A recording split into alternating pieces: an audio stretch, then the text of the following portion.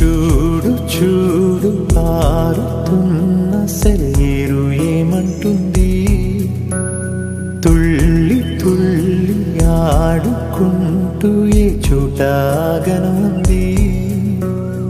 నింగిలోని నీలి మేఘమేమి అన్నది, రాగాలు పాడుకుంటూ హాయిగా తేలి తేలి పొమ్మన్నది, నాతో కలిసి రమ్మన్నది.